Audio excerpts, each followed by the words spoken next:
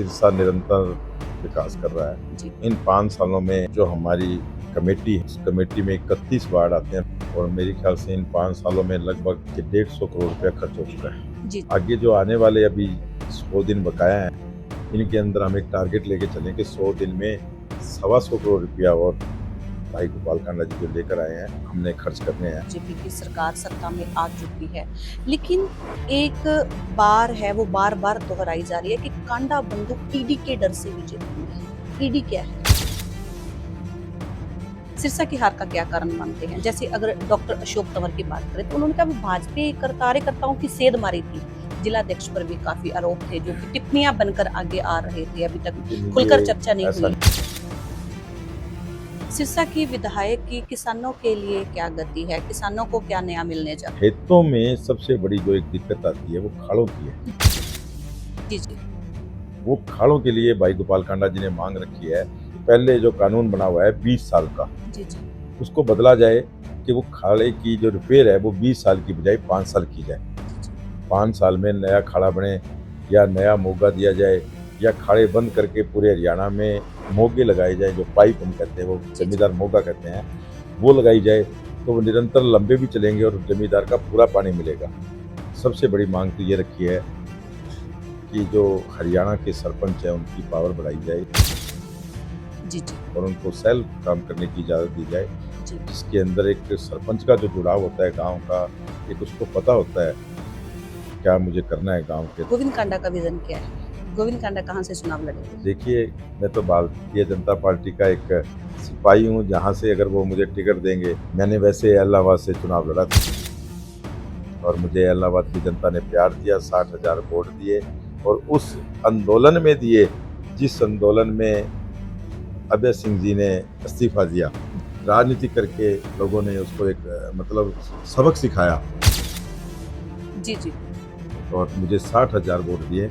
तो मैं तो यही करूँगा कि मैं जब भी मेरी मीटिंग होगी या मैं जब भी जाऊँगा, मैं कहूँगा तो मुझे इलाहाबाद से टिकट दी जाए, मैं इलाहाबाद से ही चुनाव लड़ूँगा, मैं इलाहाबाद की ही सेवा करूँगा। विधानसभा में सरकार बनेगी बीजेपी की? एक तरफा रहेगी। एक तरफ। हाँ, इन्होंने झूठ बोल के जो वोट लिए हैं, वो उन्होंने देख लिया। झूठी राजनीति का आप देख रहे हैं, जगह-जगह कैसे प्रदर्शन वो कर रही हैं महिलाएँ, कि जो जी जी। महिलाओं को ठगा है, खटाखट 8,500 रुपए, आज वो कहाँ है? जी जी।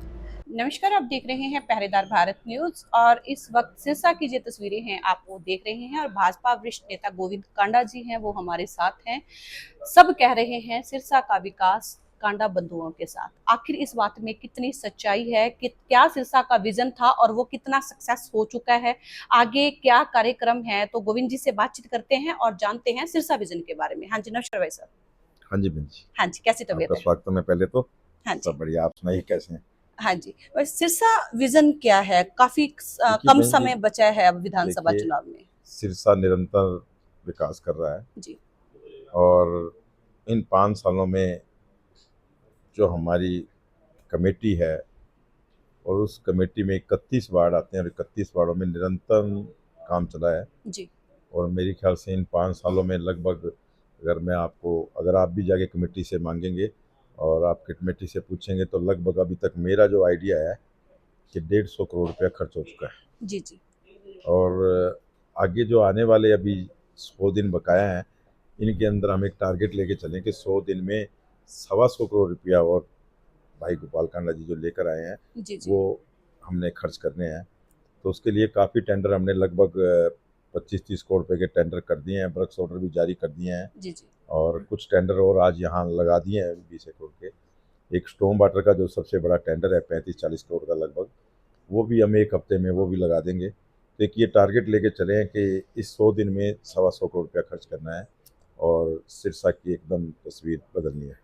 सिरसा की विधायक की किसानों के लिए क्या गति है? किसानों को क्या नया मिलने जा रहा है? देखिए, अभी माननीय नायब मुख्यमंत्री जी से बात हुई है, भाई गोपाल कांडा जी पीछे चंडीगढ़ थे, जी। तो उन्होंने सबसे बड़ी मांग तो ये रखी है कि जो हरियाणा के सरपंच हैं उनकी पावर बढ़ाई जाए जी, जी। और उनको सेल्फ काम करने की इजाज़त दी जाए, जी। जिसके अंदर एक सरपंच का जो जुड़ाव होता है गांव का, एक उसको पता होता है क्या मुझे करना है गांव के अंदर। तो वो सबसे बड़ी मांग थी, एक उसके लिए भी उनसे बात करी है और वो काम जल्दी शीघ्र हल हो जाएगा।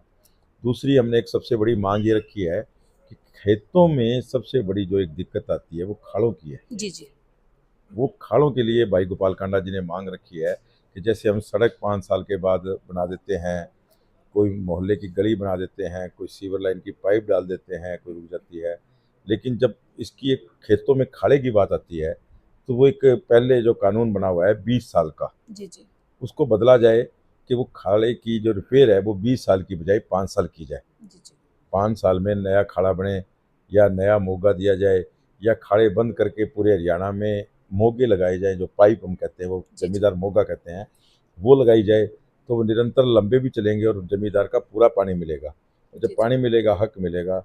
और जो नहरें कच्ची नहरें रह गई है कुछ, जैसे मेरे 3-4 नहरें कुसम्बी माइनर, मनमंदोरी माइनर, सेरापाड़ी ढाणी, जी ये जी 3-4 नहरें मेरे पक्की बन रही है आरसीसी की, जी जी जो हमने पीछे मंजूर कराई थी, मुख्यमंत्री जी ने की थी, उन्होंने आशीर्वाद दिया था। तो ऐसे अगर पूरे हरियाणा की नहरें आरसीसी बन जाए तो आखिरी टेल तक पानी पहुंचेगा, जमींदार को पानी मिलेगा। तो ऐसी चीज़ें भाई गोपाल कांडा जी लेके चले हैं और मुख्यमंत्री से विचार विमर्श हुआ है कि ये चीज़ें हमें जरूर करनी चाहिए। एनडीए में एकमात्र विधायक हैं गोपाल कांडा, जो मजबूती के साथ कार्य कर रहे हैं और शपथ समारोह में भी उनको वहां पर देखा गया था। काफी नजदीकियां हैं, सीएम साहब से बात कर ले, चाहे अ, राष्ट्रीय सरकार के साथ बात कर ले, तो काफी नजदीकियां हैं। तो आगे विधानसभा के चुनाव हैं, तो वहां पे रणनीति कैसी रहेगी? विधानसभा देखिए, के चुनाव पहले तो कैसे मैं लड़े जाएंगे? एनडीए सरकार बनने पे मेरे सिरसावासियों को, प्रदेशवासियों को, माननीय प्रधानमंत्री नरेंद्र मोदी जी के बनने पे मैं उनको बहुत बहुत बधाई देता हूँ। जी और प्रधानमंत्री जी का एक प्यार है कि वो एनडीए के अंदर जितने भी पार्टियां हैं उनके जो प्रमुख हैं उनसे सबसे प्यार करते हैं। जी जी और वो हर बात में, हर जब भी उनकी मीटिंग होती है तो वो वहाँ बुलाते हैं, उनसे विचार विमर्श करते हैं निरंतर, हमें क्या करना चाहिए, क्या होना चाहिए। तो वो उनका एक प्यार है और वो प्यार आपने देखा है कि भाई गोपाल कांडा जी वहाँ एनडीए की मीटिंग में भी रहे। और जब भारत के प्रधानमंत्री बनने पर नरेंद्र मोदी जी ने ओथ ली तो उस टाइम भी वो वहाँ थे। जी ये प्रधानमंत्री जी का प्यार है। जी जी अगर बात करें, जैसे मोदी सरकार है वो तीसरी बार बन चुकी है, बीजेपी की सरकार सत्ता में आ चुकी है, लेकिन एक बार है वो बार बार दोहराई जा रही है कि कांडा बंधु ईडी के डर से बीजेपी में है। ईडी क्या है? क्यों नहीं कुछ, ये तो एक बिजनेस है, व्यापार है। जी सबको पता है कि भाई गोपाल कांडा जी एक समाज सेवी, धार्मिक, सोशल आदमी है। जी ये पूरे भारतवर्ष में एक ऐसा विधायक, पहला विधायक होगा जी जिसके अंदर 3 चीज़ें हैं कि राजनीतिक भी करता है और जी धार्मिक भी है और सोशल भी है। जी जी ना तो कोई अगर जो राजनीति करते हैं उनको पता नहीं होगा कि वो धार्मिक क्या होते हैं या सोशल क्या होते हैं। बिल्कुल बिल्कुल। वो तो सिर्फ खून चूसते हैं। जी जी जो राजनीति करते हैं जी वो लोगों का खून चूसने के लिए ही राजनीति करते हैं। जी उनको जी पता ही नहीं है कि वो सिर्फ हर चीज़ में कमीशन खाना, हर चीज़ में धमकाना, हर चीज़ में नशे के व्यापार में लोगों को आगे लेके आना, वो लोग ऐसे काम करते हैं। जी जी लेकिन सबको पता है कि भाई गोपाल कांडा धार्मिक, सोशल और जी जी एक राजनीतिक भी हैं। उसके साथ साथ वो एक बिजनेसमैन भी है। बिल्कुल। बिजनेस करते हैं, बिजनेस के अंदर ये चीज़ें, इनकम टैक्स हुआ, सेल टैक्स हुआ, जीएसटी हुई, ये चीज़ें हैं। हम्म और पीछे हमारा एक किसी पार्टी से व्यापार था, हम्म उस व्यापार के नाते उस पार्टी के पास गए तो हमारे जो खाते थे उसमें कोई खास बात नहीं है। हम्म ऐसी चीज़ें चलती रहती है और उसको भी, वो भी मेरे ख्याल पीछे मेरे को पता है कि वो उसको कोर्ट ने एक फैसला उसके अंदर वो दिया है और उसको बरी कर दिया है मेरे ख्याल से, तो ऐसा कुछ नहीं है। गोविंद कांडा का विजन क्या है? गोविंद कांडा कहाँ से चुनाव लड़ेंगे? देखिए, मैं तो भारतीय जनता पार्टी का एक सिपाही हूँ, जहाँ से अगर वो मुझे टिकट देंगे, मैंने वैसे इलाहाबाद से चुनाव लड़ा था जी जी और मुझे इलाहाबाद की जनता ने प्यार दिया, 60,000 वोट दिए। और उस आंदोलन में दिए जिस आंदोलन में अभय सिंह जी ने इस्तीफा दिया जी जी किसानों के लिए। जी जी लेकिन उन्होंने कहा कोई किसान आंदोलन नहीं है, हम्म ये एक राजनीतिक है। उन्होंने राजनीति करके लोगों ने उसको एक मतलब सबक सिखाया जी जी और मुझे 60,000 वोट दिए। तो मैं तो यही करूँगा कि मैं जब भी मेरी मीटिंग होगी या मैं जब भी जाऊँगा, मैं कहूँगा कि मुझे इलाहाबाद से टिकट दी जाए, मैं इलाहाबाद से ही चुनाव लड़ूंगा, मैं इलाहाबाद की ही सेवा करूँगा। विधानसभा की पूरी तैयारी है। पूरी तैयारी। सिरसा की हार का क्या कारण मानते हैं? जैसे अगर डॉक्टर अशोक तंवर की बात करें तो उन्होंने कहा भाजपा कार्यकर्ताओं की सेध मारी थी। जिला अध्यक्ष पर भी काफी आरोप थे जो कि टिप्पणियां बनकर आगे आ रहे थे, अभी तक लेकिन खुलकर ये चर्चा नहीं ऐसा हुई नहीं है। है, ये ऐसे लोगों की जब बातें हो जाती है, बातें चलती रहती है हम्म, और नंबर कम ज़्यादा होते रहते हैं। लेकिन मैं जानता हूँ मेरे सिरसा वासियों को, अब वो पछता रहे हैं कि आज भारतीय जनता पार्टी की एनडीए की सरकार बन चुकी है, जी नरेंद्र मोदी जी प्रधानमंत्री बन चुके हैं और ये एक मेंबर बन के रह गई है।